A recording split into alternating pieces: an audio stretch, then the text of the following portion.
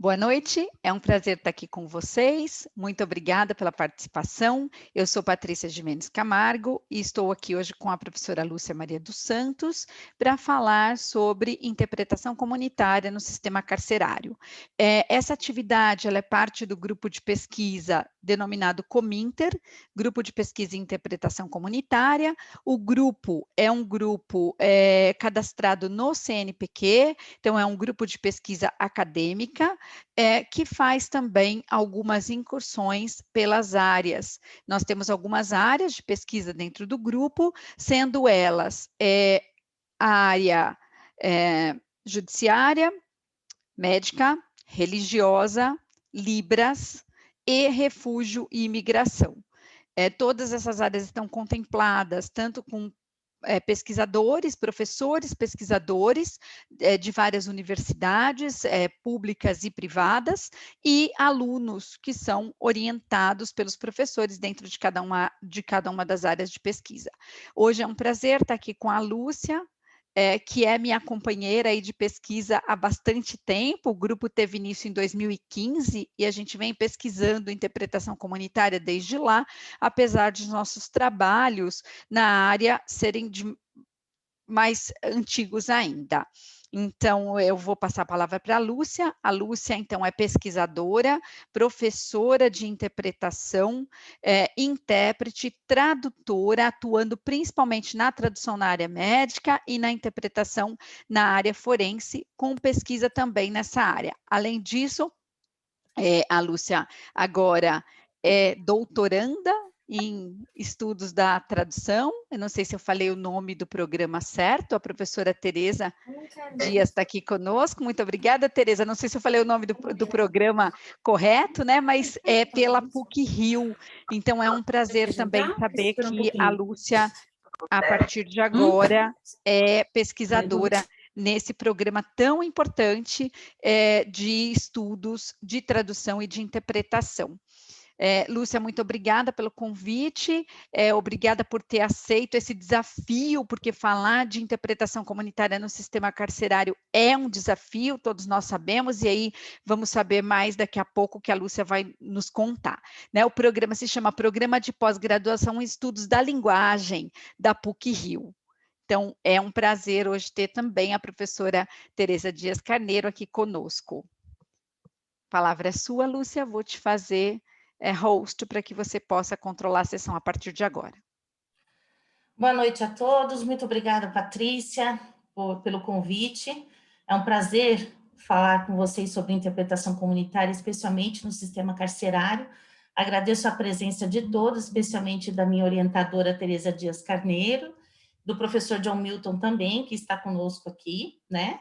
E eu vou começar falando, né, e dessa interpretação comunitária no sistema carcerário, não apenas da minha pesquisa, que está no início, mas também eu gostaria de convidar a todos a fazer pesquisas nessa área, né? Porque a Patrícia e eu sabemos, a professora Tereza também, que as pesquisas na área de interpretação comunitária, tanto na médica quanto na legal, ainda é bastante escassa.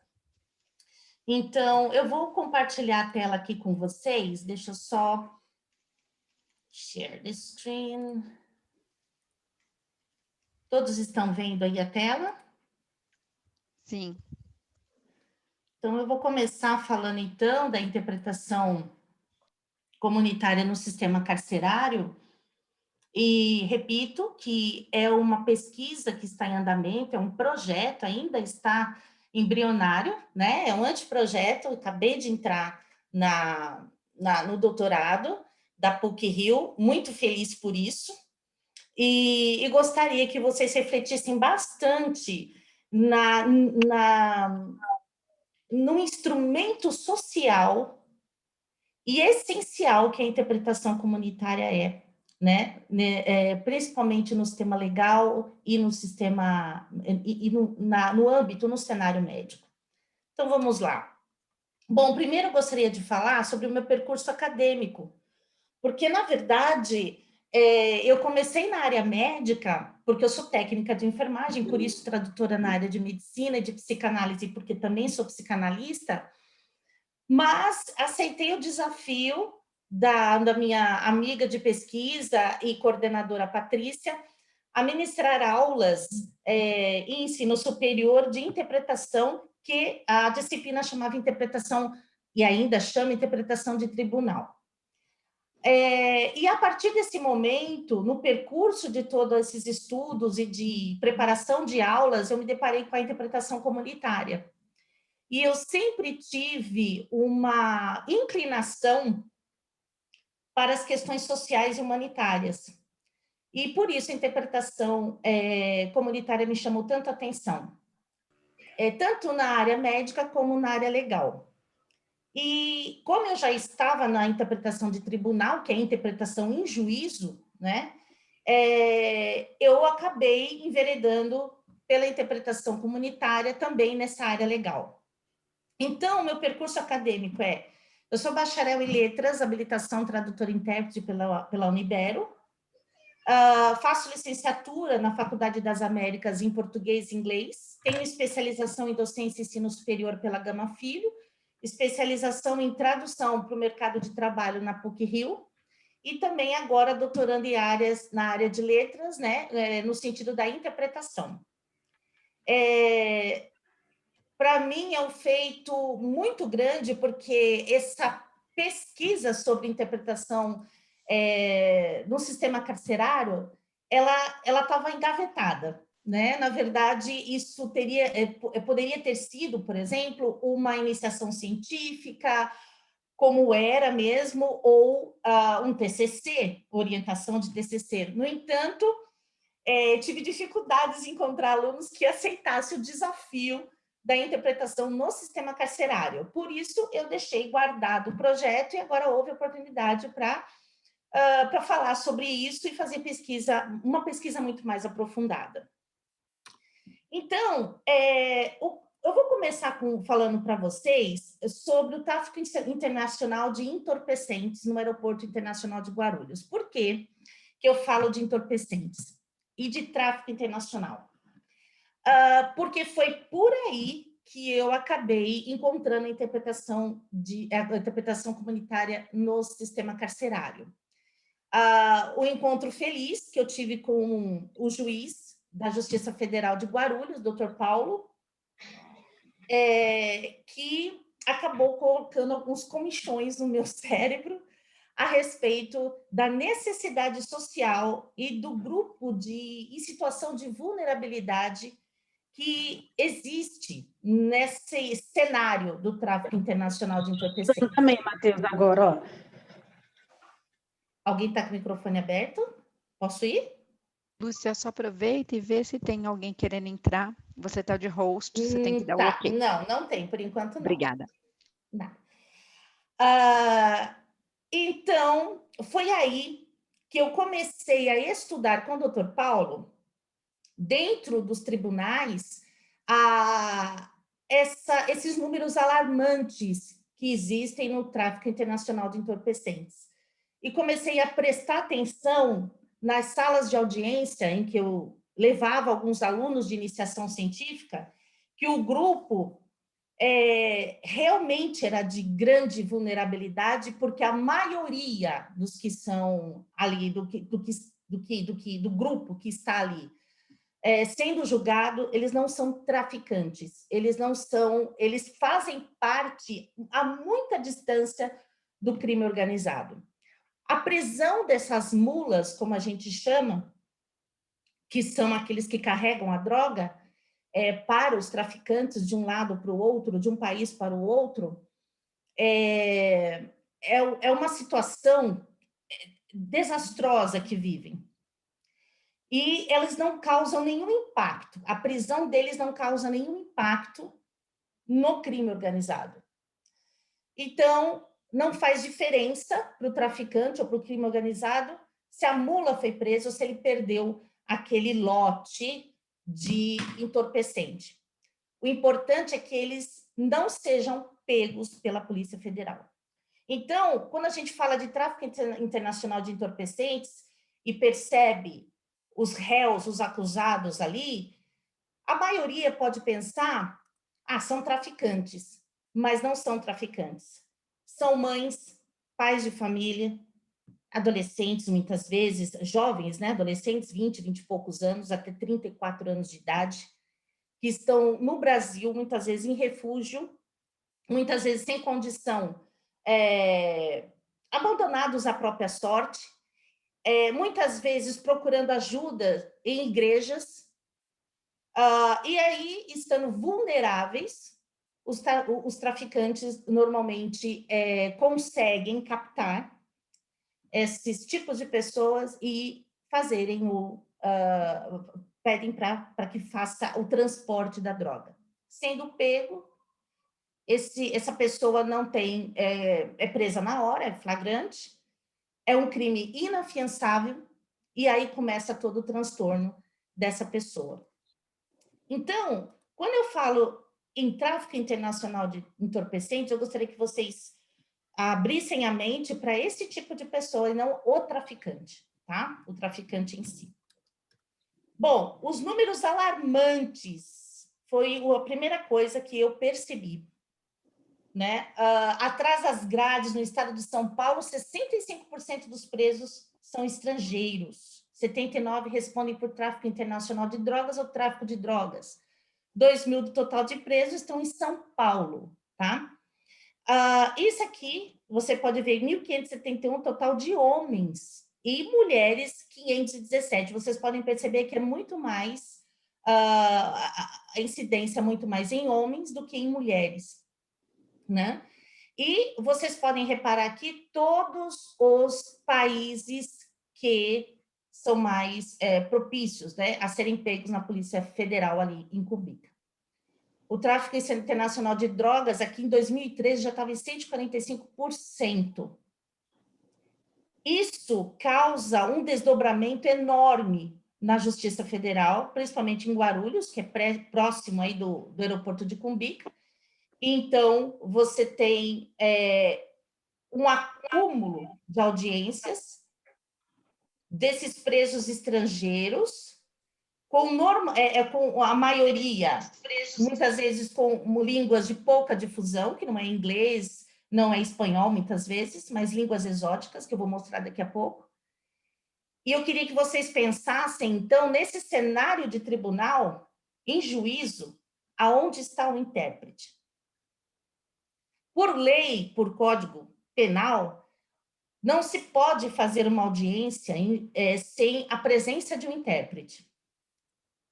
No entanto, o que se faz, né, pela experiência do Dr. Paulo, ele nomear intérpretes ad hoc que possam levar avante a audiência. E muitas vezes esses intérpretes não são acadêmicos nem profissionais. Por causa da demora, por causa dos números, por causa do acúmulo de presos, né? Porque são presos, eles não têm fiança, não podem responder em liberdade. Por causa disso, muitas vezes os direitos humanos desses presos, eles são simplesmente ignorados. Por quê? Porque às vezes levam 4, 5 anos para que eles sejam julgados. E algumas das vezes não são julgados por falta de intérpretes. Bom, passando aqui para frente, nós podemos ver o seguinte: por continente de proveniência dos presos estrangeiros, você tem aqui, olha, a Europa, 335, Ásia, 102, África, 708, América, 1.456 e Oceania, 5. Pessoal, Então, Lúcia, só licença um minutinho, pessoal, vou pedir para quem está na sessão que desligue os microfones, por favor, que está dando retorno da voz da Lúcia. Muito obrigada. desligaram? Pode continuar? Sim, sim. Tudo bem? Então, vocês podem ver que esses presos, eles, na sua maioria, são aí da América e África, né? E a gente vem pensando que nós não temos apenas o idioma puro, mas a gente tem uma variedade, você tem uma variante linguística que também se deve levar em conta, tá? Então, foi por aí que eu fui analisando, junto com o doutor Paulo, e ele simplesmente falava assim para mim, Lúcia, eu vou julgar. Se eu julgar e pedir para esse preso cumprir a sua pena num regime aberto ou num semiaberto, ou progredir de regime fechado para aberto, aonde que eu coloco esse indivíduo? Ele vai reincidir no crime, porque ele não tem onde morar, ele não fala o idioma, ele não tem documentos, e ele tem direito a trabalhar até a sua expulsão, mas eu não tenho quem acompanhe ele, eu não tenho um intérprete que ajude. Então, o doutor Paulo, de uma forma muito humanística, e também eu me identifiquei muito com essa ação dele por conta dessa questão humanística, e eu comecei a levantar alguns problemas e tentar sugerir alguma coisa, alguma solução ou uma solução parcial para esse problema. Bom, a destinação dos estabelecimentos aí por gênero, como eu mostrei para vocês, aqui no gráfico vocês percebem que são muito mais do sexo masculino, e aí vocês vão entender por que eu insisto nisso, porque justamente justifica o porquê que eu escolhi um cenário de pesquisa que logo mais vocês vão ver. Então, aqui você tem 1.067,74% do masculino, né? O feminino muito menos, misto, um pouquinho mais, e sem informação a gente tem aqui muito pouco também, 2%, tá? Esse foi um levantamento que eu fiz no Infopen em 2016. Com certeza, isso já deve ter mudado, mas com certeza o maior número mesmo de presos estrangeiros é do sexo masculino. Bom, como vocês podem ver aqui, esse é o prédio da Justiça Federal de Guarulhos, perto do aeroporto, e segundo o artigo do Dr. Paulo, o Dr. Paulo, para mim, foi o primeiro juiz de direito que escreveu um artigo chamado Interpretação Forense. Quando eu conheci o Dr. Paulo, ele estava no prelo, esse artigo, ele me deu para ler, antes mesmo de publicar, porque ele ficou entusiasmado de ver uma intérprete acadêmica dentro do tribunal dele, certo? E ele escreve que de 1999 a 2014, 76% dos acusados são estrangeiros, na sua maioria mulas, sendo que quase metade são africanos. Os principais destinos da droga são a África do Sul, Espanha, Holanda e Portugal. E a média de idade desses traficantes, que ele chama, mas são mulas, é de 34 anos, tá? Esses dados o Dr. Paulo tirou do tráfico internacional de entorpecentes no maior aeroporto internacional do Brasil, só no aeroporto de Guarulhos. A gente não está contando no Brasil todo, né? Bom, o que acontece então? Já que é 76%, eles vão ter que lidar então com mais de 50 idiomas diferentes. Inglês, espanhol, francês, alemão, italiano, mandarim e russo. Né? E os de menor difusão, que é chamado por eles de exóticos, né? Alguma coisa de húngaro, romeno, estoiano, persa, letão, croata, búlgaro, eslovaco, polonês, grego, holandês, sírio, hebraico, turco, suahili, malaico, tailandês, indonésio. E os chamados idiomas exóticos também, porque são falados numa região da Nigéria, que é Igbo e Urubá, o cantonês na região da China, né, Hong Kong, Macau, e os variantes do holandês, que são falados na África do Sul, nas Guianas e no Suriname, né? Então, você imagina o doutor Paulo numa audiência, o cara é preso na Polícia Federal, você tem um cenário, você tem audiência de custódia, você tem outro cenário, você tem audiência em juízo, outro cenário, e você tem a carceragem, que é outro cenário. Eu resolvi pegar a ponta de lá, porque aí eu pego todo mundo que passou por esse percurso. Mas você imagina o doutor Paulo numa audiência de tailandês, tendo que nomear uma outra presa para conseguir fazer a audiência. Ele chegou a fazer isso porque ele não tinha intérpretes de tailandês. Então, a gente vê um hiato e a gente vê uma lacuna a ser preenchida, que não é nada fácil também, pelo número de idiomas que ele tem que lidar e os magistrados nos tribunais. Tá? Então, começando aí, gostaria que vocês guardassem bem esses cenários, porque em nenhum deles, na verdade, existe um intérprete comunitário, um intérprete acadêmico formado, certificado, que possa atender todos esses cenários, não só o carcerário, não só em juízo, mas também todos os cenários, desde a prisão até a ressocialização ou a expulsão desse réu estrangeiro. Bom, acho que as perguntas vão ficar por último, né, Patrícia? Sim, acho melhor. Mas Então, se alguém tiver pergunta, e quiser ir usando o chat para isso, fique à vontade, nós fazemos ao final. Tudo bem.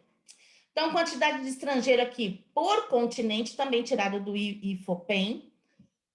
Na unidade federativa, vocês conseguem perceber que pelos números, aqui pelo mapa, vocês conseguem ver pelo gráfico os países, os estados, e eu grifei aqui São Paulo, por quê? Porque aqui se concentra o maior número de estrangeiros, é aqui que se concentra.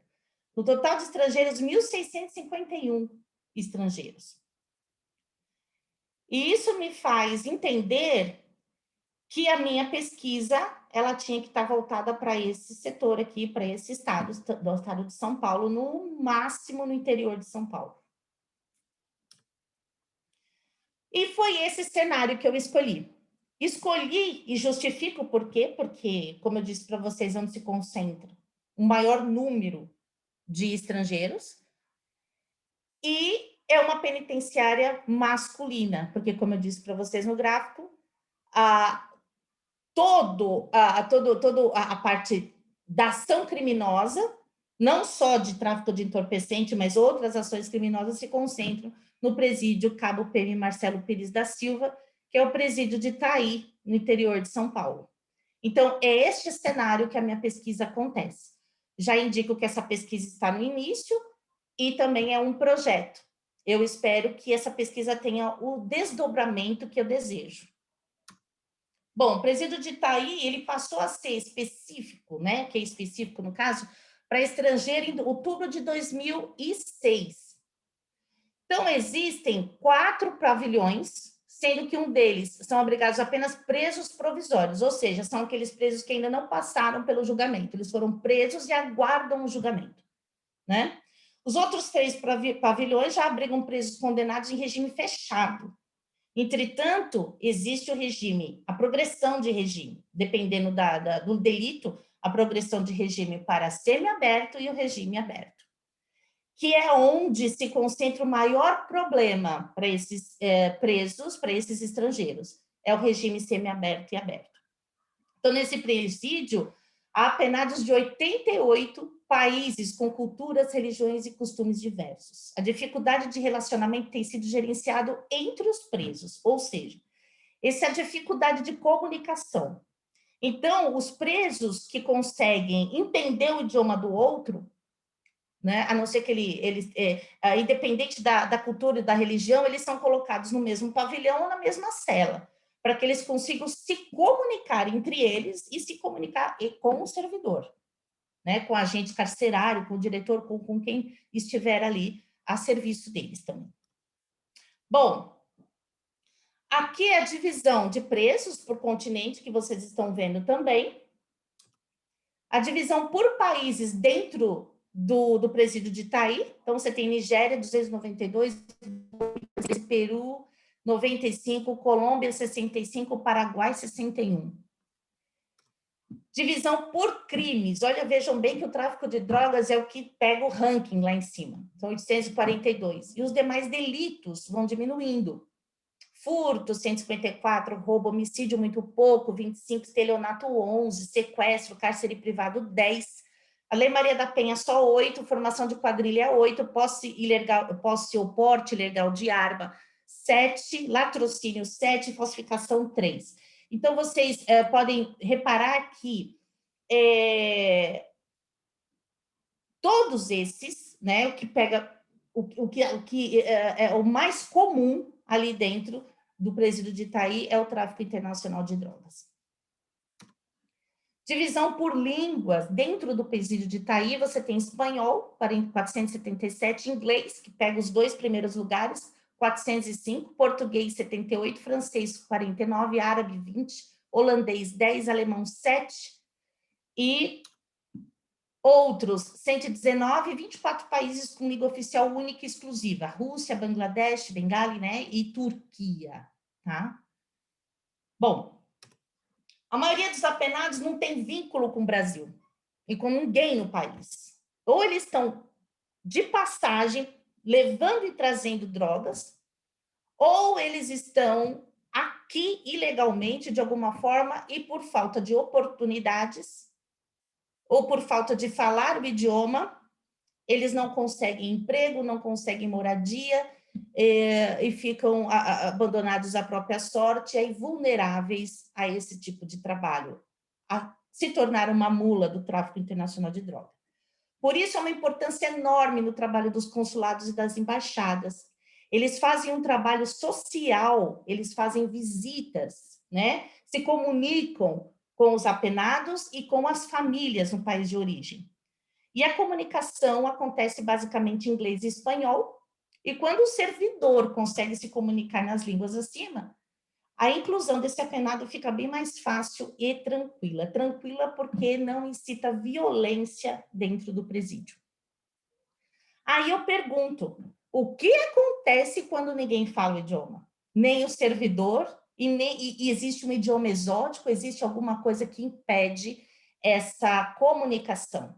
A dificuldade é com certeza muito maior, mas em algum caso um outro apenado pode ajudar, né? O que eles podem fazer? Nomear esse apenado, um intérprete comunitário, no caso, e colocar ele no mesma cela ou no mesmo pavilhão, para tentar uma comunicação. Ou seja, o lugar e o cenário é totalmente desprovido da ideia de se ter um intérprete comunitário.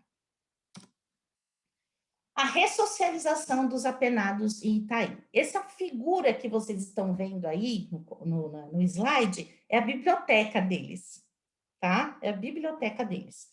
Isso me alegrou bastante. Desde que passou a abrigar somente estrangeiros, por quê? Porque os estrangeiros, eles ficavam junto com os brasileiros. O problema é que houve uma interceptação de uma ligação ou de uma comunicação com o PCC, e aí resolveram separar os estrangeiros dos brasileiros. Então, quando passou a abrigar só estrangeiros, então o Itaí foi construída só para estrangeiros. O presídio aí iniciou um trabalho com consulados. O que eles fizeram? Eles pediram que as entidades ajudassem editoras para conseguir as doações dos livros.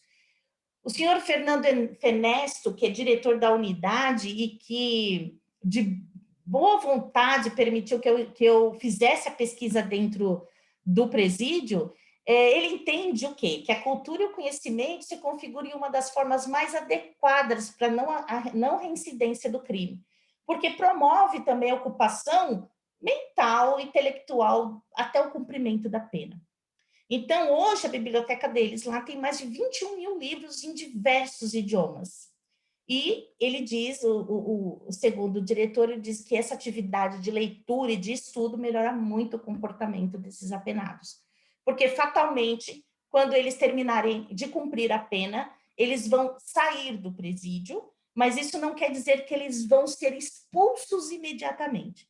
É aí que vai morar o nosso problema. É neste período, o que se faz com o apenado neste período? Porque ele está sozinho, tá? Sem recurso algum. Simplesmente dão para ele uma sacolinha e falam, você já cumpriu a pena, boa sorte. Fecha os portões e larga ele do lado de fora. Tá? Mas, o que acontece? Dentro do presídio, nós temos um programa de ressocialização. Porque há autores do direito penal e da execução penal que não acreditam na ressocialização, principalmente dos réus estrangeiros. Então, eles pensam assim, mas para que eu vou ressocializar um réu estrangeiro se ele vai para o país dele? E aí foi essa pergunta também que eu fiz para o doutor Paulo. Eu falei, doutor Paulo, mas ele vai ser expulso, para que ressocializar? Ele falou, Lúcia, se a gente olhar grosso modo, é desse jeito. Se pensa dessa forma. Mas, para mim, isso é jogar a sujeira debaixo do tapete do vizinho. Se esse réu está sob a minha responsabilidade, então é minha responsabilidade. Eu, como juiz, prendi, então eu tenho que ressocializar, entregar ele para o país dele, ressocializado. Pelo menos eu preciso tentar fazer isso. Então, mais de 48%, chega a 87% agora, né? Dos apenados estão trabalhando e estudando em regime fechado. Existe um projeto de curso de português para presos provisórios, por quê? Porque os presos provisórios, depois de julgados, se eles forem condenados, eles já vêm com um pouquinho de conhecimento de língua portuguesa para ajudar os servidores a se comunicarem com os que estão chegando, tá? E esse projeto ele é desenvolvido com a FUNAP, que é uma instituição que trabalha junto com a administração penitenciária. Então, quais são as atividades laborais que são feitas em regime fechado? Bom, você tem atividades de prestação de serviço para empresas externas, organizações sociais, instâncias do poder público, apoio à limpeza e gestão do próprio estabelecimento penal. Então, eles trabalham limpando, plantando, cozinhando, pintando, eles fazem tudo isso. E como vocês podem ver a figura aí embaixo, esses presos que estão aí, olha, eles produziram mais de 403 máscaras na pandemia. 403 mil máscaras, né? Não é máscaras, 413 mil máscaras na pandemia. E isso só os presos de Itaí. Bom, existe aí uma controvérsia enorme, né? Que eu tive que batalhar com isso quando eu comecei a escrever o projeto. Que há uma cooperação internacional para o cumprimento da pena no país de origem. Por quê? Porque há autores que dizem exatamente isso. Eu não vou ressocializar um preso estrangeiro porque ele vai ser expulso. Então, eu não tenho que perder o meu tempo. O que eu pego? Eu pego, faço uma cooperação internacional bilateral com o país, mando ele para lá, ele vai estar falando a língua dele, perto da família dele, ele cumpre a pena lá. O problema é que isso não acontece efetivamente. Eu fui atrás disso e isso não acontece, apesar do Brasil ter um tratado, né? Um tratado bilateral com 16 países, o processo ele é moroso demais. Então, o Tavares, que é do direito penal, ele diz o seguinte, ele argumenta que a ressocialização do apenado estrangeiro é uma garantia dos direitos humanos. Ótimo. Contudo, entende que tal iniciativa se torna difícil devido a fatores diversos. Ele pontua claramente, entre eles, a barreira linguístico-cultural. Defende que a melhor forma de garantir ao penado o cumprimento digno da pena é a sua transferência para o país de origem. Entretanto, como eu disse, as transferências só podem acontecer por tratados bilaterais entre países. E, apesar disso, o processo é moroso e não se efetiva em tempo hábil. Ou seja, o apenado ele é solto, ele progride de regime e fica solto no país até decidirem expulsar ele. E aí, o que se faz? Se ele não fala o idioma, se ele não tem onde morar, se ele não tem onde dormir e se ele não tem o que comer, com certeza ele vai entrar, ele vai reincidir no crime. Então, eu acho que para mim, agora eu falando, resta defender a criação de outras soluções que deem conta dessa ressocialização do apenado estrangeiro. E uma delas pode ser a inclusão de um intérprete comunitário nesse processo. Então, o Tavares, ele, em outro momento da pesquisa dele, ele fala que a estruturação tem que ter o apoio e a estruturação das defensorias públicas para a contratação de tradutores. Ele fala tradutores, mas a gente crê que ele está falando dos tradutores como intérpretes, no caso nosso, os comunitários. Bom, e aí eu chego na minha pesquisa do cárcere e a ressocialização por uma proposta de formação de intérpretes comunitários. Então, quando eu coloquei lá que eu ia falar sobre interpretação no sistema carcerário, Eu sei que teve olhos que brilharam, assim, falou, nossa, que interessante, né? Eu queria muito falar para vocês assim, olha que nós atuamos assim, como intérprete comunitário, acontece isso lá dentro, acontece aquilo lá dentro. Porém, como que eu vou falar isso se nem intérprete tem e muito menos formação para eles? Então, por isso que a minha pesquisa começa por aí. Bom, a pesquisa vai discutir a formação de intérprete comunitário, se propõe a contribuir, então, para refletir sobre o processo de formação desse profissional e a falta dele no sistema carcerário. Quem sabe, se a gente despertar para essa necessidade, outros cenários, como a Polícia Federal, audiência de custódia e em juízo, não tenha que ser tão amadora, usando as palavras do Dr. Paulo também, né? O projeto se insere, então, com a chancela da Defensoria Pública da União, no âmbito maior, né, de uma criação de associação de intérpretes comunitários em desenvolvimento, também com parceria da DPU.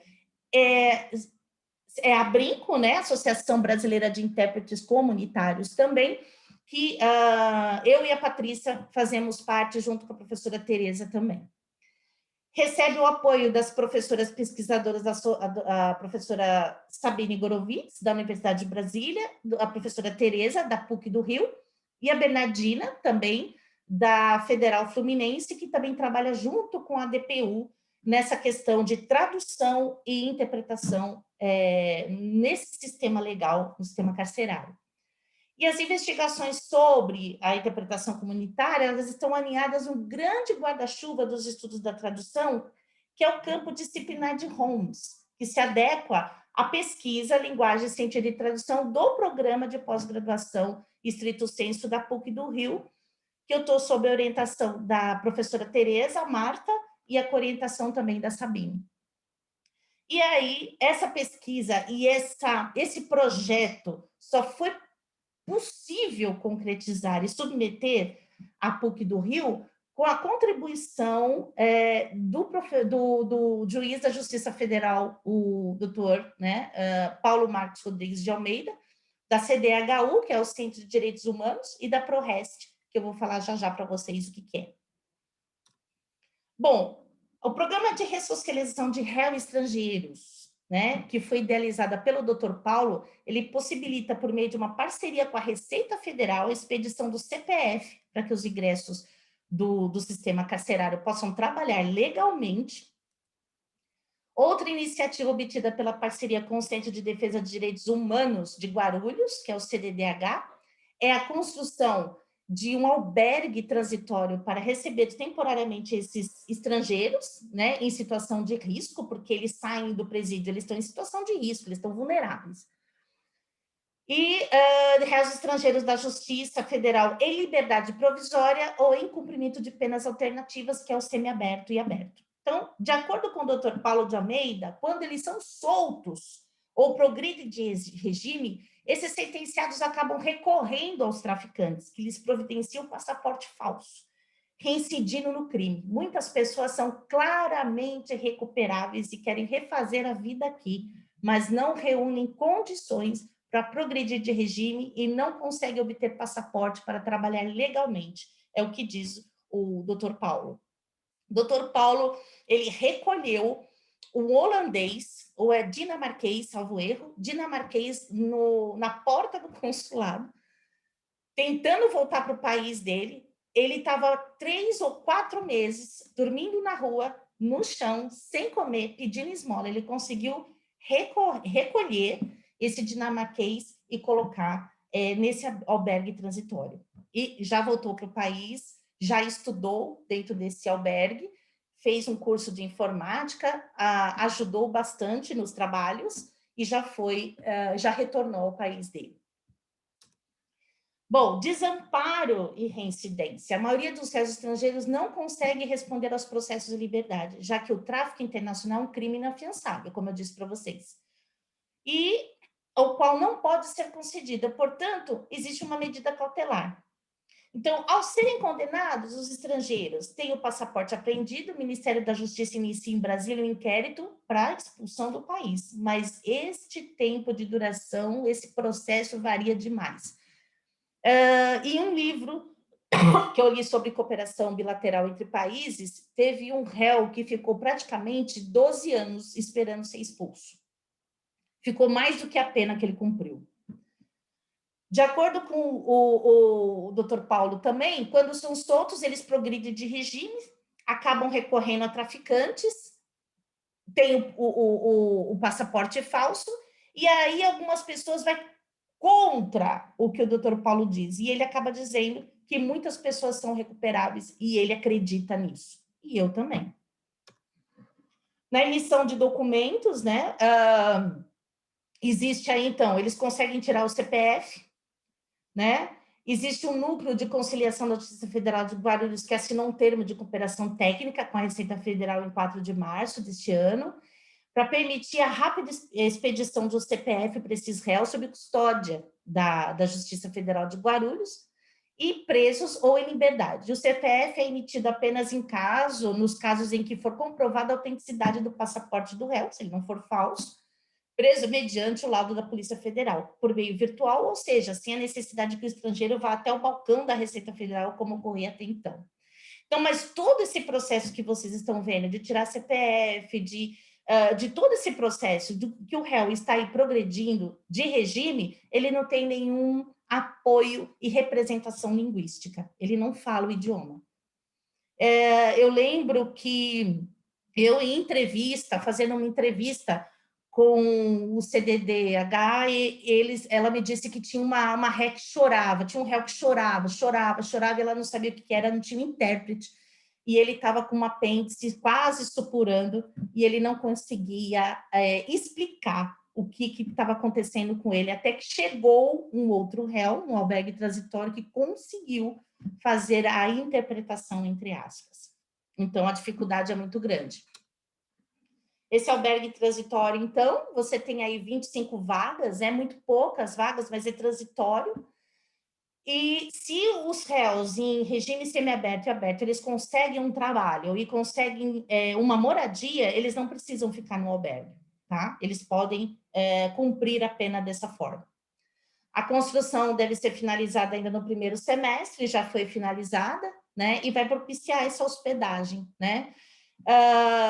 E esse albergue está sendo construído, ou ele já está construído na concessionária com o Aeroporto Internacional de Guarulhos ali, você tem uma comunicação entre esses setores, tá? E é patrocinado, né, pela Centro de Defesa de Direitos Humanos também. O local funciona no endereço temporário, já está agora com o endereço fixo e está funcionando muito bem. Eu pego uma fala do Dr. Paulo, duas falas que me marcaram bastante, quando ele fala, quando alguém vai contra ele fala, não se trata de iniciativa de ajudar bandidos, né? Porque se fala que o sistema legal, ele tem a filosofia de punir e não restaurar, né? Então, alguns autores ou algumas pessoas dizem que ele protege os bandidos. Fala, não se trata de iniciativa de ajudar bandidos, mas para dar condições para que essas pessoas não voltem ao mundo do crime, reduzindo, consequentemente, a violência na região. E para ele, um bandido no Brasil ainda continua sendo um bandido no universo. Então, a ressocialização para ele aqui, no momento, aqui e agora, é muito importante. A gente sabe que interpretação comunitária, né, falando agora de interpretação comunitária, possui uma concepção bastante diferente da interpretação de conferência ou da diplomática, né? Ela vai ser entendida, né, como uma interpretação voltada para a comunidade, para a justiça social e para a equidade, né? Permite que o indivíduo fale a língua do prestador de serviço nas instituições públicas e permite o acesso a esses serviços, né? Portanto, a sua especificidade denota elemento de remediação que não está contemplado na interpretação de conferência. Então, autores, né, como estou citando aqui o Paul Hacker e o Duck, penso que é essa a pronúncia, explicam que a interpretação comunitária tomada na perspectiva de direitos linguísticos acontece em contextos institucionais de serviços públicos e sociais. Então, se ela é bem diferente da interpretação de conferência, com certeza a formação desse intérprete comunitário precisa ser específica. O contexto de instituição pública social a que se refere a esses caracterizados por bem-estar, habitação, emprego ou escolas, ambientes médicos, creches, hospitais, clínicas de saúde mental ou configurações judiciais, como prisões, delegacias de polícia e tribunais. E, de acordo com os requisitos do evento interpretado, os intérpretes comunitários necessitam dominar o modo e as estratégias apropriadas para cada contexto, né? Por isso que eu falo da interpretação, dessa necessidade de formação de intérpretes comunitários e especialização desses intérpretes comunitários para diferentes cenários e diferentes esferas. Interpretação, então, tomada por a concepção técnica da palavra, de traduzir oralmente de uma língua para outra, ainda carece de pesquisa. E é por isso que eu estou fazendo essa fala, porque é muito complicado você até mesmo se alocar numa linha de pesquisa ou até mesmo achar pesquisas na área que justifiquem uma lacuna que você possa estudar. E aí eu acho que é uma oportunidade nessa fala para que a gente desperte para a necessidade de pesquisa e de escrever essa história da interpretação comunitária no Brasil. Nós sabemos que a literatura existente na tradução é muito maior se comparada, né, à interpretação, tá? E a interpretação comunitária, na perspectiva da Hale, compreende o quê? Uma interpretação, num termo geral, que abriga duas especialidades. A interpretação médica, que é bastante a área da Patrícia, e a interpretação legal. Então, se a gente pensar na qualificação desse intérprete comunitário, vai surgir algumas questões, né? Da formação dele, da carência, principalmente nesse cenário do sistema carcerário. Por quê? Nesse contexto, o Gil fala que a interpretação de conferência é muito mais estudada do que a comunitária. Ora, não se ouve palestras, muitas vezes, muito menos, palestras que falam especificamente da interpretação comunitária, do desenvolvimento dessa interpretação comunitária, do que a interpretação de conferência, né? E também no meio acadêmico não é muito diferente, né? Por quê? Porque a interpretação comunitária em determinadas universidades são ofertadas apenas como módulos ou disciplinas, e não uma formação inteira, como a tradução, por exemplo, tá? Bom, o Porracker, ele fala por que acontece isso, né? Existe falta de apoio financeiro, na opinião dele, baixa demanda para os cursos, porque, claro, não se ouve falar de interpretação comunitária, não se sabe onde esse intérprete comunitário vai atuar, então ninguém procura os cursos. As universidades, consequentemente, não vão sustentar a possibilidade de obtenção de diplomas formais. E aí há um impacto também no desenvolvimento da pesquisa, na qualidade de formação e na prática. A Michelson já diz que a tendência desses profissionais intérpretes é dizer que não é intérprete comunitário. Não, eu não sou. Eu sou intérprete de conferência, eu sou intérprete, mas eu não sou comunitário, porque eles entendem que a comunitária tem um menor valor, menor prestígio em relação à interpretação de conferência. A interpretação de conferência ela é elitizada, né? Falta de identidade profissional, quer dizer, eles não se denominam intérprete comunitário, por mais que eles podem estar lá na Polícia Federal, não sou intérprete de conferência, ou sou só intérprete, mas eu não sou intérprete comunitário. O que é comunitário? Né? O que o comunitário faz? Formação consistente e desconhecimento geral da complexidade de uma tarefa de um intérprete comunitário. E aí nós vamos puxar também para a questão de que não tem um código de ética, né, no Brasil. Nem para interpretação de conferência, quanto mais para interpretação comunitária, né? Isso precisa também ser escrito, isso também precisa ser desenvolvido, porque o intérprete comunitário, ele não é tão distante como é o intérprete de conferência do palestrante. Ele é muito mais próximo. E a Hale, ela diz o seguinte, que as exigências quanto ao trabalho do intérprete comunitário são muitas, e não há padrões de práticas ou requisitos formais, justamente pela incompreensão do trabalho desse profissional. Deixa eu ver se tem mais alguém para entrar aqui, né, Patrícia? Acho que não tem, não.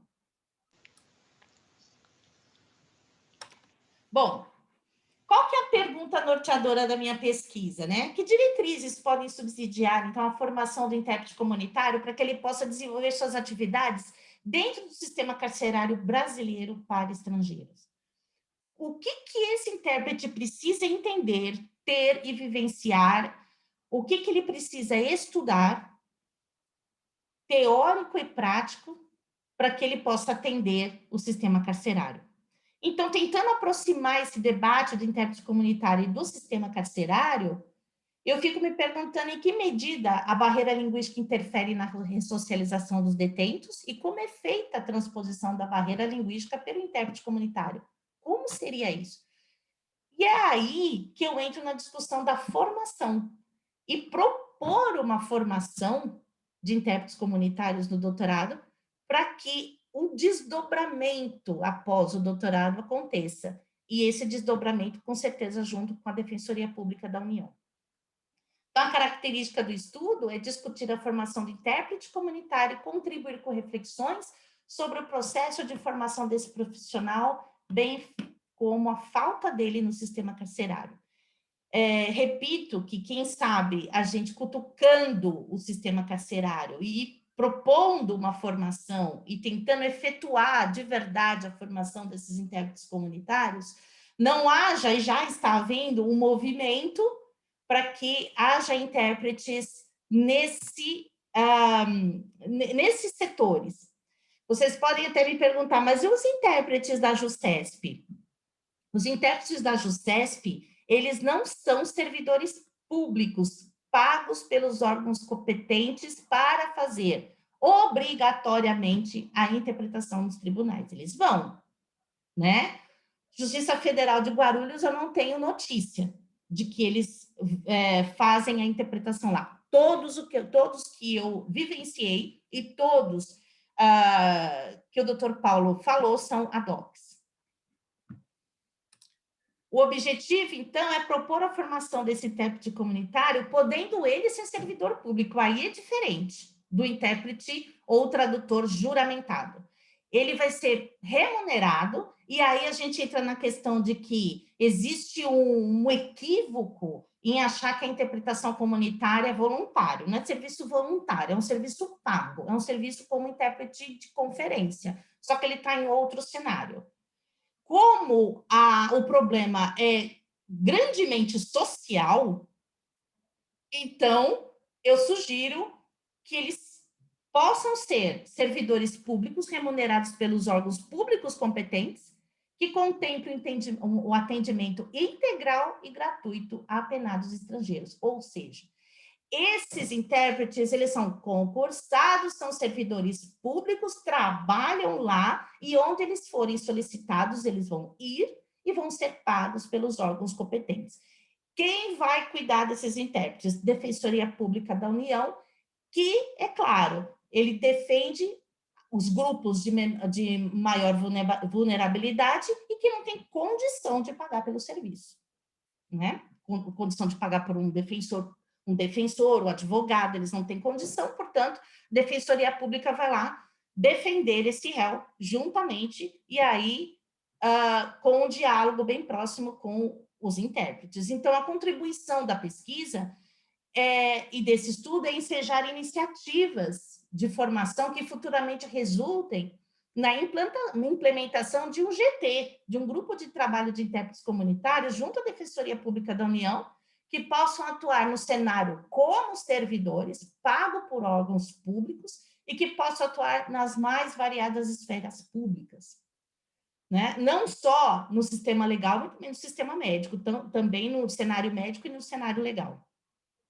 A pesquisa, para mim, é bem oportuna, já que, conversando com a Bernardina, ela diz que o ideal, né, os ideais da DPU, prevista na Lei Complementar número 80, é a defesa de quaisquer pessoas, sejam elas estrangeiras ou não, de forma integral e gratuita. Tá? Bom, como fundamentação teórica, aí eu vou reunir todos os teóricos que falam para mim sobre a e a necessidade de formação. A Reio, ela diz que a interpretação comunitária é uma área interdisciplinar e transversal, porque demonstra várias ou possíveis áreas de conhecimento, né? Ela abrange muita área de conhecimento.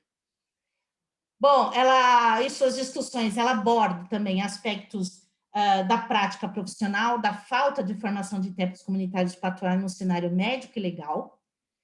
Os questionamentos giram muito em torno da falta de reconhecimento da necessidade de formação. Então, começa o problema aí, não há necessidade de se formar tradutores e intérpretes, já começa por aí. Eu já ouvi isso desde a minha época da graduação. Para que você faz faculdade? Se eu já estou no mercado de trabalho, já traduzo há não sei quantos anos. Mas existe uma necessidade de formação, sim, né?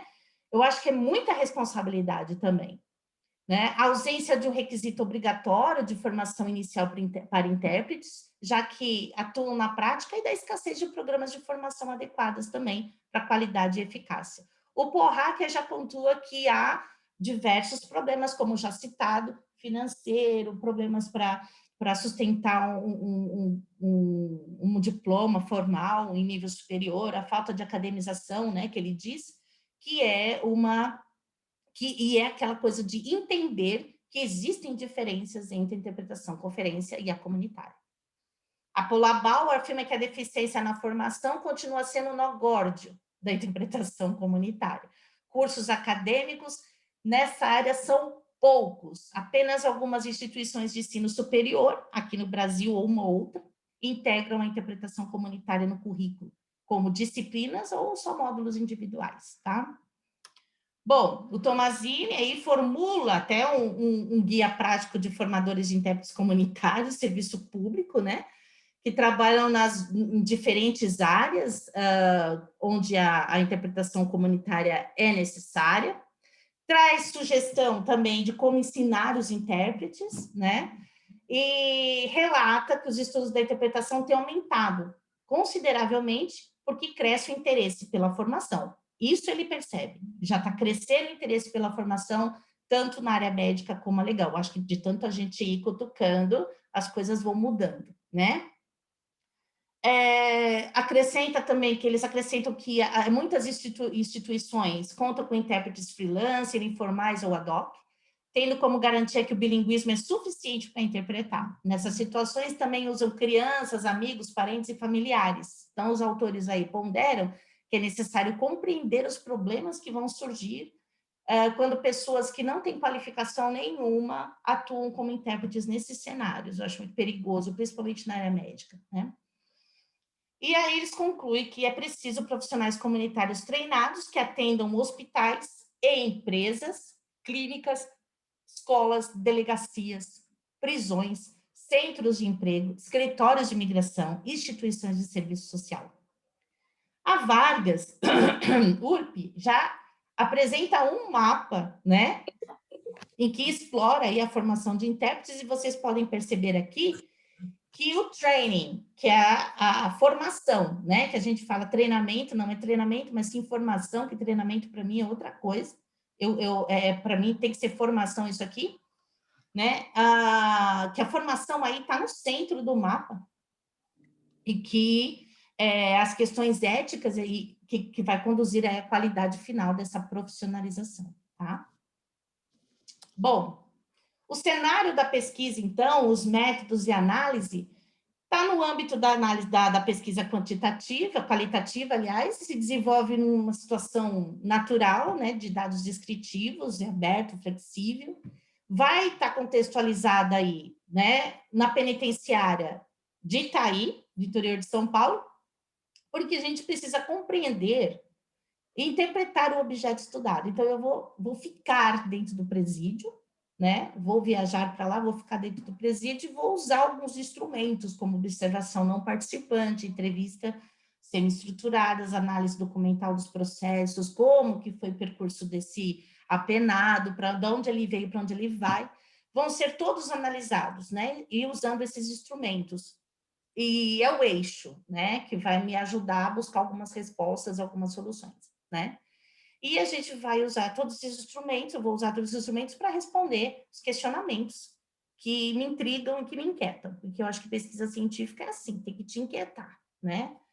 Então, essa pesquisa, com certeza, vai ser submetida ao Comitê de Ética da PUC do Rio, e os sujeitos de pesquisa também vão preencher um termo de consentimento livre e esclarecido, tá? Deixa eu voltar aqui, né? Bom, a interpretação comunitária, ela carece de pesquisa e de profissionais. Por que eu falo isso? Porque eu entendo que a interpretação comunitária é um instrumento de auxílio social. Então, você tem que ter uma tendência para o social, para se importar com o outro, para que você consiga desenvolver essa interpretação comunitária, de entender ela como um instrumento social, de entender ela como estender a mão para aquele outro que está precisando de você, né? Por quê? Porque, além dela ser um instrumento social, ela vai garantir os direitos humanos e representação linguística. Eu acho que a gente tem um pouquinho de compaixão. Nem empatia porque a empatia é se pôr no lugar do outro. Você nunca vai estar no lugar do outro. Por mais que você faça isso, você nunca vai estar sentindo na pele o que ele está sentindo. Mas se a gente colocar a questão de que você está lá no fim do mundo e acontece um mal-entendido, como o doutor Paulo fala, é sempre mal entendido, né? Não fui eu sou inocente. Você vá parar numa cadeia e fique lá por 5 anos porque não tem um intérprete para te representar linguisticamente. Aí talvez a gente pense, nossa, que situação, como que eu ficaria? Como que eu posso dar um telefonema? Como é que eu posso fazer o agente carcerário entender que eu preciso dar um telefonema? Né? Se não tem ninguém para me ajudar a dizer que eu sou inocente nisso, ou que eu sou culpado, mas que eu não sabia, não importa. Os direitos humanos têm que ser garantidos, representação linguística. E você não pode ultrapassar, deixar uma pena que era para ser cumprida em 4 anos, ser cumprida em 10, porque não tem nenhum socorro para você, não é? Acho que é passível até de indenização isso daí. Então, eu acho que é um despertamento. Eu faço essa fala, e eu tinha falado com a Patrícia, porque a gente precisa despertar para algumas coisas.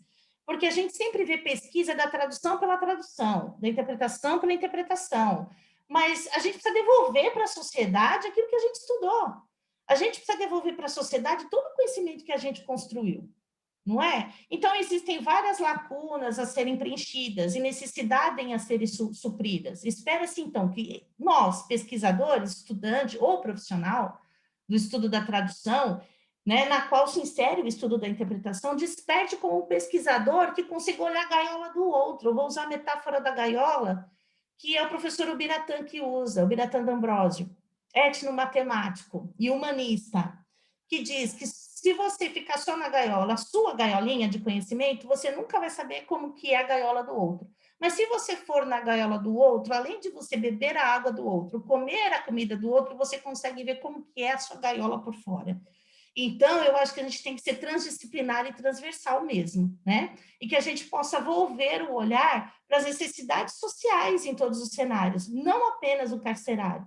Nós somos intérpretes. Se a gente faz essa comunicação, então, que seja por uma questão humanitária, por uma questão social. Existem várias pesquisas que precisam ser feitas, várias necessidades de atuação do intérprete, nem que for, sabe, para você ir costurando pelas beiradas e descobrindo as coisas. O ProRest não tem intérprete, precisa de pesquisa.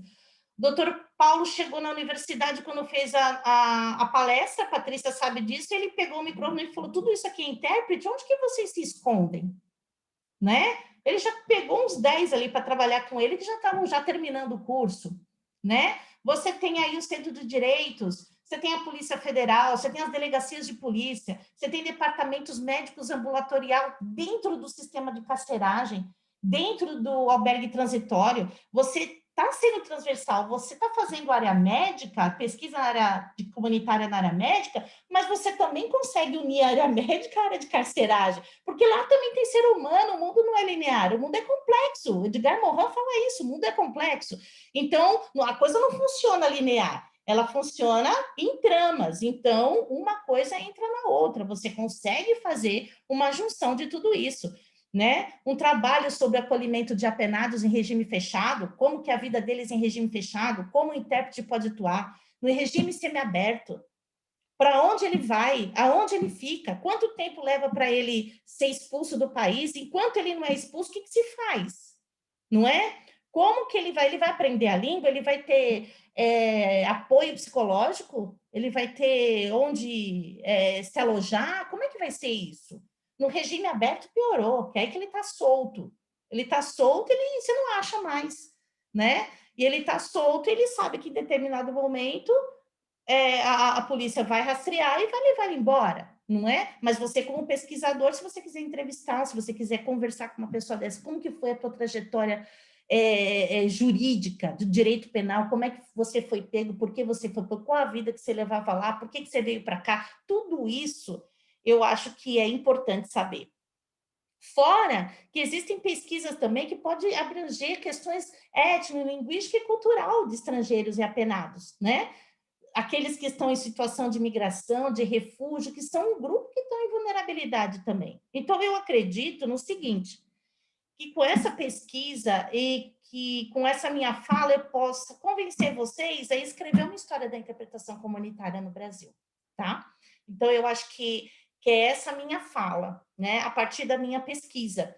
E o meu propósito em ter essa fala, não só para falar da pesquisa, mas também para ensejar a vontade e colocar alguns comichões no cérebro de algumas pessoas, de alguns pesquisadores, como o Dr. Paulo fez comigo, né? E o Dr. Paulo, a gente podia dizer, poxa, mas o que ele tem a ver com isso? Ele tem muito a ver com isso, porque é ele que julga, ele julga, ó, tá condenado, você vai ficar 8 anos preso, 4 anos a 8 anos preso, você vai ficar preso.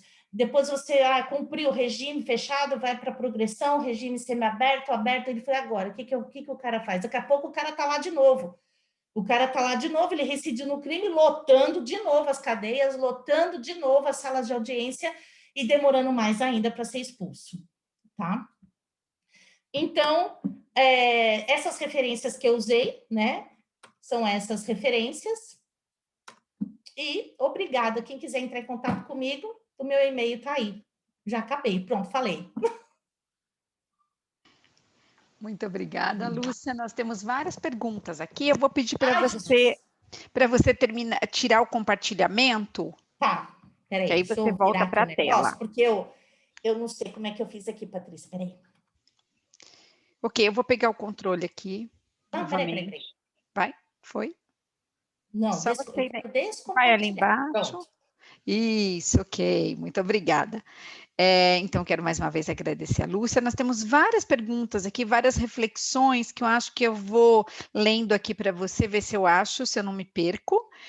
Pessoal, se Espero alguém que eu saiba responder, né? Como eu disse, a pesquisa está só tem umas aqui que eu acho que, assim, que até fogem um pouquinho essa característica linguística, né? Eu acho que é bom que fique claro que a sua pesquisa, ela vai num sentido de tratar das barreiras linguísticas e da formação desse intérprete, né, que vai ajudar nesse sentido, até porque pelo próprio lugar onde ela está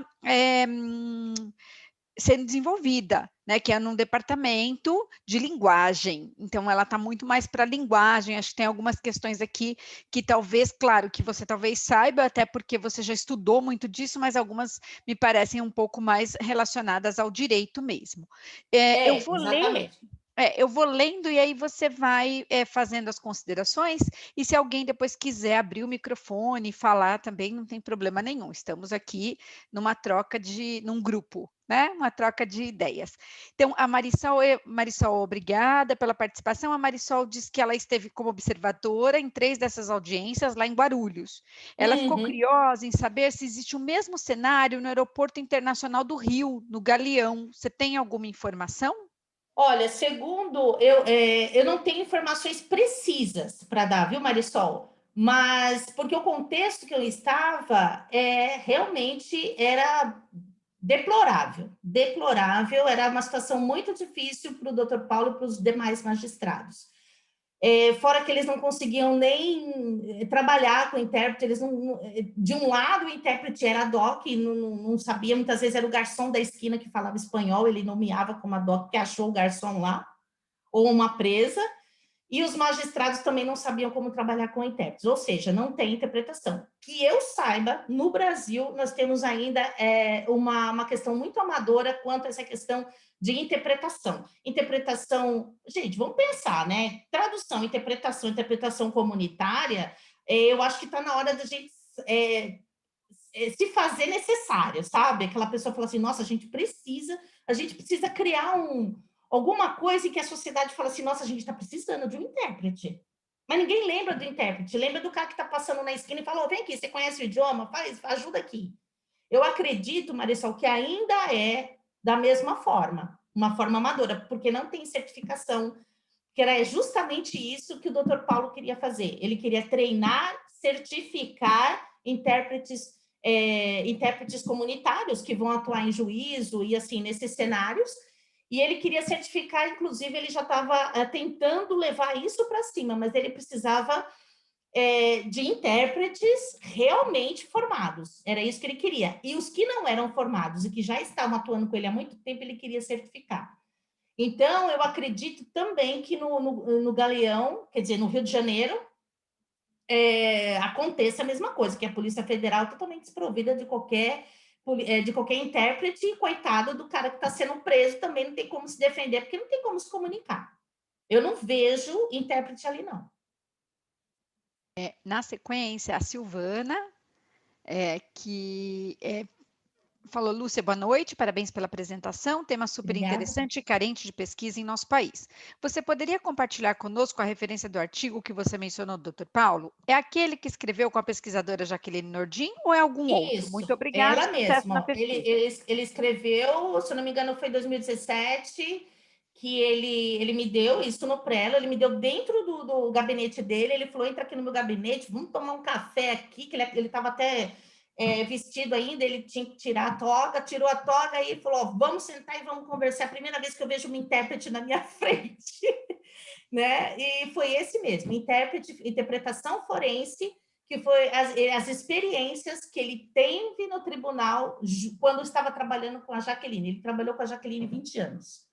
Ô, Lúcia, depois a gente pode colocar o link lá no canal, né, do YouTube, Sim. nós vamos subir a gravação, e aí colocamos o link do artigo também, né, do que você foi citando.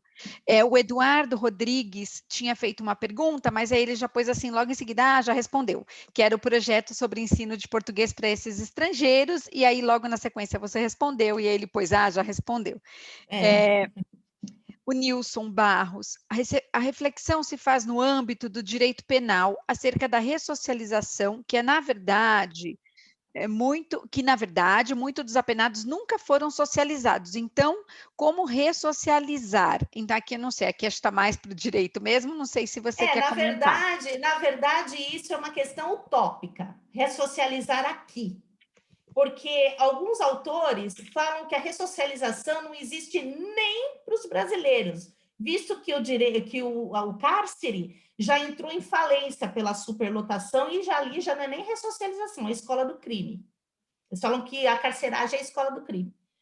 O que eles fazem? Para os estrangeiros, já que eles vão ser expulsos, então vamos fazer o seguinte, a gente faz uns tratados bilaterais aí e tenta mandar esse cara para lá. O problema é que quem paga por todo esse processo é quem vai receber, entendeu? Quem vai receber. Ótimo, se é daqui para lá, tudo bem, mas também vamos combinar que também tem brasileiro preso lá fora, que precisa vir para cá, e aí o Brasil não quer pagar. Vou pagar a transferência de bandido dele que cumpra lá, entendeu? Então, a ressocialização, ela é utópica para o direito penal. Mas para a questão humana e humanística de direitos humanos, não. Porque tanto que eles têm programa de ressocialização lá dentro, trabalham, estudam, aprendem um pouco de idioma, têm direito a trabalhar, tirar CPF e tudo, até serem expulsos. Por que eles têm direito a tirar CPF? Por que eles têm direito a trabalhar? Porque sabe que a justiça é morosa e que depois que ele sai do portão do presídio, ele está, Deus dará. Ele tem que trabalhar, ele tem que fazer alguma coisa, senão ele volta de novo, ele não consegue sair do país, porque ele não tem dinheiro para sair do país, toca ele entrar no crime de novo e volta para a mão do Dr. Paulo. Que é isso que o Dr. Paulo quer fazer. Não, você não volta para cá, você ressocializou, agora você pode ir embora tranquilo. Até lá, você pode ganhar o seu dinheiro, você vai ter o seu sustento e onde morar. A Jaqueline comentou que aquele exemplo que você deu, que ele era dinamarquês mesmo, que ela foi professora de português dele. O Gilvan, Dinamarquês. Lúcia, considerando a quantidade de idiomas nessa esfera, bem como a existência de presos que fazem às vezes de intérpretes, como mencionado no caso de uma tailandesa, você sabe de algum projeto para a formação de intérpretes comunitário entre os presos? É justamente essa ideia que pode ser levantada como uma pesquisa. Por isso que a minha fala aqui hoje é para ensejar vocês a tentarem achar essas lacunas. Claro que é possível. A Daniela, né, Patrícia? A Daniela Uriguela, ela já tinha proposto alguma coisa, mas não dentro do sistema carcerário, mas para refugiados, acredito, que é Isso. formação dos refugiados para eles mesmos atuarem como intérprete. Isso pode ser uma forma de ressocialização, é dar uma profissão para eles. Tá?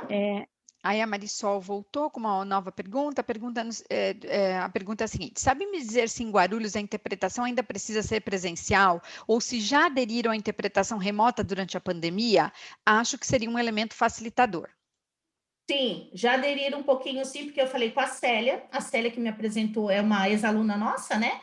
Célia é advogada, trabalha como servidora pública lá, conciliadora, e ela já disse que algumas interpretações já estão sendo feitas de forma remota por causa da pandemia. Muito bem. Aí o professor John Milton, que está aqui conosco, muito obrigado, John, por estar com a gente aqui. Ele faz uma pergunta. Primo Levi, nos seus escritos sobre seu encarceramento em Auschwitz, leitura fascinante, by the way, especialmente É Isto um Homem? Diz que eles que conseguiram aprender alemão tinham mais chances de sobreviver e os que não conseguiram entender nada, muitos deles italianos, em geral, acabaram morrendo. Não conseguiram entender as instruções, as maneiras de conseguir comida, etc. Podemos fazer algum paralelo com o Itaí? Pode, porque o doutor Paulo, na fala do doutor Paulo, que tem mais experiência, né, dentro do sistema carcerário, eu estou entrando agora, ele disse que muito da violência, dos espancamentos que existem dentro do sistema carcerário, da violência entre os servidores e os apenados, é na falha da comunicação. E se eles não conseguem entender o idioma, não conseguem se virar, eles não conseguem entrar para o programa de ressocialização e acaba sendo assim um comportamento avesso, né? Em vez de ressocializar, acabam ficando muito mais agressivos. E sofrem muito mais, porque eles não têm. Quer dizer, olha, eu vou te pôr no programa de ressocialização, vou te dar as diretrizes para você mexer numa máquina. Não tem um intérprete, não tem ninguém para explicar isso para o penado, ele não sabe o que fazer, ele não entende o idioma. A próxima pergunta, Lúcia, é da Larissa, participante também, pesquisadora do Comenter. Se for caso de um menor de 18 anos que é apreendido aqui, ele retorna para o seu país ou cumpre a pena aqui? Se tiver caso de estrangeiros nesse ambiente. Ele cumpre a pena aqui. Não, agora, eu acredito que não em Itaí, porque é menor, né? Menor infrator. Ele deve ter, eu não sei te dizer aí no direito penal se existe, como existia a FEBEM, por exemplo, em que ele vá para lá, né? E que, se tratado bilateral, possa mandar ele de volta para o espaço dele, para o país de origem. Mas ele não cumpre em Itaí, com certeza. E de tráfico de drogas internacional, é muito difícil você ter menor. Exatamente. A Marisol fez uma reflexão aqui conosco, né? Que quando você fala da falta de identificação do próprio intérprete, se dizer que ele é intérprete comunitário. E aí ela diz que essa falta de identificação não teria a ver com os baixos valores praticados, isso quando são pagos? Pois é, os baixos valores praticados, eu não sei como, porque não existe a interpretação comunitária, por isso que ela não é nem pago mesmo, né? Não, mas acho que ela estava falando, Lúcia, porque logo em seguida ela vai falar dos tradutores juramentados, Ah, tá. né? Ela Então, diz que exatamente. provavelmente. Oi, deixa eu só ler para você Tá. a continuidade da reflexão. Provavelmente, os tradutores juramentados e intérpretes comerciais de São Paulo não aparecem porque não podem receber por uma tabela de emolumentos diferente da sua junta comercial, que é proibição de lei. Né? Exatamente. Exatamente, por isso também que como diz o doutor Paulo, eu perguntei para o doutor Paulo, a gente não vai arrumar uma confusão com os intérpretes juramentados, não, os tradutores. Ele disse não, eles simplesmente têm uma autorização, né? Eles têm uma certificação de que eles podem carimbar, ou que eles podem traduzir e certificar aí os documentos, mas eles não são servidores, eles não são obrigados aí. É por isso que a pesquisa se faz presente agora, porque eu quero que a intenção que a pesquisa tenha aí uma reviravolta e que a gente consiga montar grupos de intérpretes que são comunitários, que aí são pagos, e por eles ser pagos pelos órgãos competentes, eles são servidores públicos, você tem que ir, você está trabalhando. Exatamente. Ô, Entendeu? Lúcia, a seguinte é uma, na verdade, é do Jackson, que ele diz que ele tem muito interesse em retomar a pesquisa junto com você, né? Acho que é legal a gente dizer que o Jackson também foi um dos primeiros alunos envolvidos nessa pesquisa. Exatamente.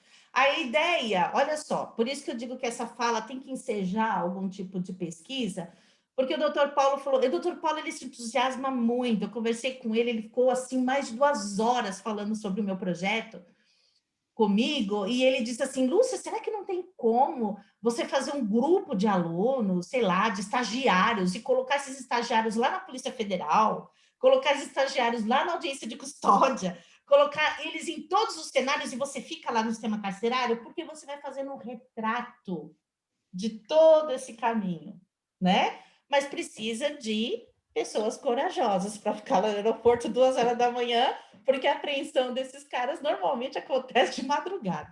É Eu sei verdade. porque eu trabalhava de madrugada na Varig, eu trabalhava no aeroporto Cumbica, em Guarulhos, e eu trabalhava no check-in, e a ordem era o seguinte, olha, não era preconceito não, tá, gente? Mas a ordem da Polícia Federal era o seguinte, e a instrução que eu tinha do meu gerente, chegou o nigeriano, por favor, você chame a Polícia Federal e eles mesmos vão olhar o passaporte.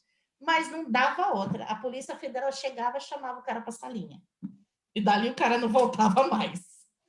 Você vai ver no relógio 3h30 da manhã, 4 horas da manhã, né? Então, assim, eu acredito que é possível retomar isso de uma outra maneira, mas tem que acontecer, né, gente? Tem que acontecer, tem que pegar, e é pesquisa de campo, não tem como você ficar só lendo as teorias e não ir para ver o que está acontecendo lá.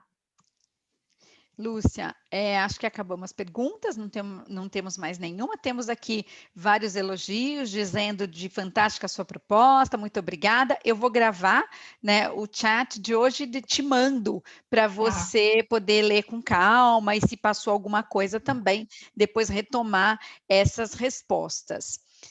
Então, acho que não temos mais nenhuma pergunta.